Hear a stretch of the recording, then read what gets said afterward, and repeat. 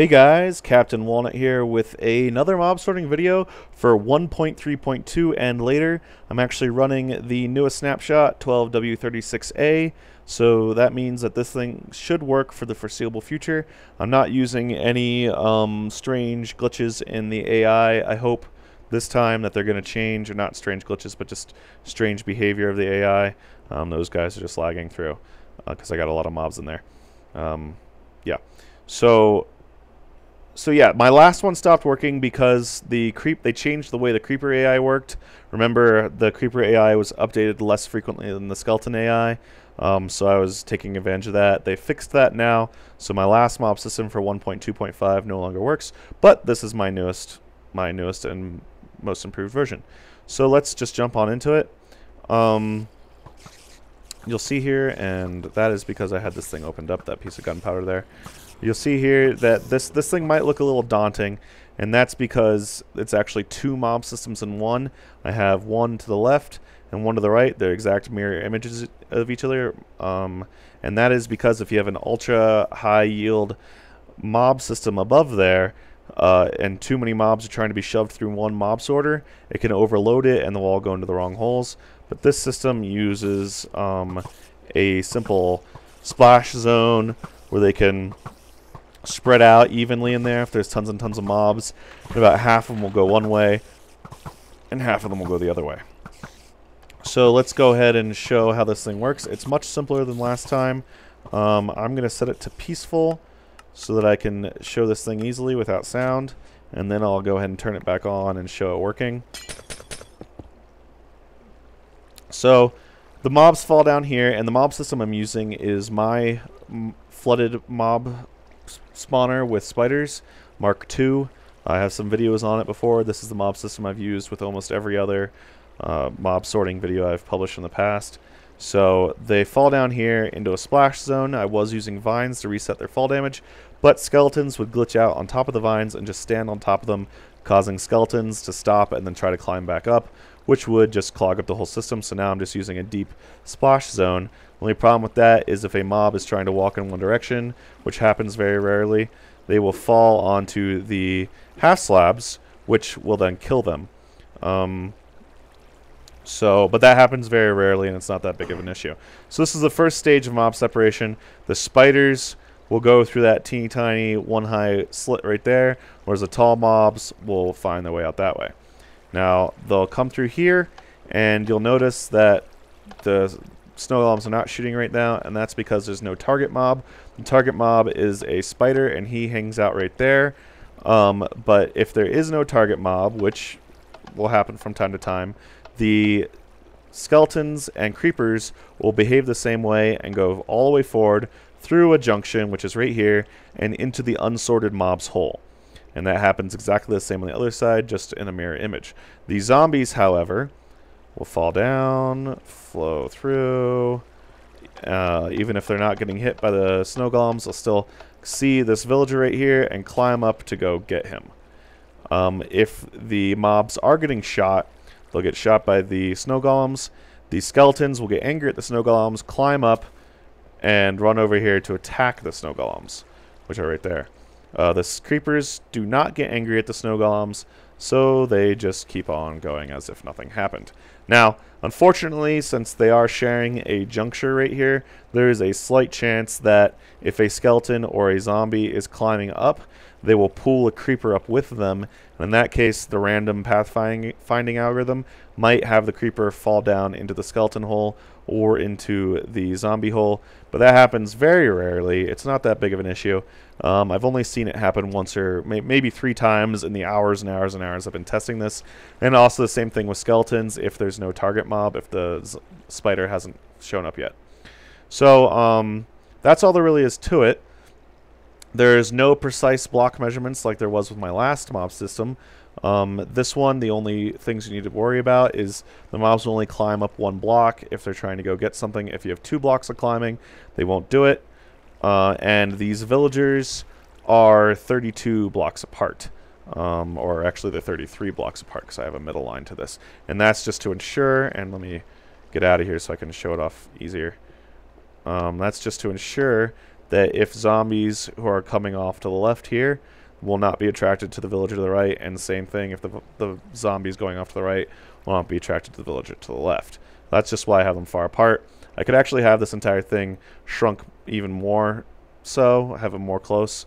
But yeah, that I just didn't do that. So the spider system, you'll see here that the spiders come out here, and the pressure plates out here are just arranged so that the spiders will be constantly being pushed by a water stream. So they'll come along here, get pushed along, and you see the water streams are being directed down into the spider box. Now, once the spider is in here, they'll touch this pressure plate, and the wall will go up, preventing any more spiders from getting in here, and the spiders will be forced to go out here. Now, as soon as that wall goes up, let me check out the redstone down here. When that wall goes up, here's those two push pistons that push up the wall. Another signal goes out to the junction box with a long delay on it. And here's the junction box. There's one piston keeping them going this way. By default, they go towards the unsorted mob hole, but when the signal is on, they go towards the creeper hole, which will be only creepers. This delay actually does need to be a little bit longer, but I'm not going to do that right now. The delay is should be long enough to allow any unsorted mobs in there, that is, any skeletons that haven't been hit by snow golems, to make it all the way to the unsorted mob hole before the junction block switches. Now I have 2 snow golems to ensure that all of the mobs get hit. So let's go ahead and turn it on so that you can see it working. And these 2 gray boxes, those 2 gray half slab roofs up there, are just to provide shade so the zombies trying to attack the villagers don't burn up. The bulkiness of my mob spawning system itself is enough to keep the skeletons shaded. So here we see we already got a couple mobs that fell down and zombies. So you see through here, they're going to see this villager, climb up to go attack it. Now I have this area that they can climb very large in case there's a high flow of mobs. So there's plenty of room to allow the guys to climb up. Now this can also is a little bad because, like I said before, if there's a creeper or a skeleton with the zombie will pull that guy, has a chance of pulling that guy up. And if the skeleton is not angry at the snow golems, he might end up in the wrong hole, and the creeper, if he's pulled up, might also end up in the wrong hole. I see here that's an unsorted skeleton. He was not angry at the snow golems, so he fell down to the unsorted mob hole, where he goes and dies instantly. Oh, here we go. Here we have a spider coming through, and you'll see he'll get pushed into the spider hole. And there you go. See, the wall just went up. And the other spider falls out through the 3-block long hole. And you saw that skeleton got hit. So now he should climb up and go into the I'm angry at snow golems hole. So now the junction box has switched, as you can see here. So now the creepers will all go this way, or actually any mob that's in here will go this way. And hopefully it'll only be creepers. And like I've said, 99% of the time it seems it is only creepers who wind up in the creeper box. This is a far more efficient system than a cat-based system because from my tests, about 10% of the time, the creepers will not react to the cat at all. Sometimes the creepers will react to the cat, but they choose a random block within their sight distance, or within a, maybe, what is it, a 10-block distance, an 8-block distance? Anyway, they choose a random block within a certain radius and run to that block as soon as they see the cat. And sometimes that is actually towards the cat. Very rarely, but it does happen. So that's why the cat-based systems are unreliable. Yeah, you see here the creeper doesn't care about any of either the villager or the snow golem, so he just winds up down in the creeper hole. The zombies are all in their hole, and the skeletons are down in their hole. So yeah, let's go check out the other mob system. Skeletons here, creepers here, and zombies here. So yeah, this is being very cooperative for me. There's no mobs going into the wrong places.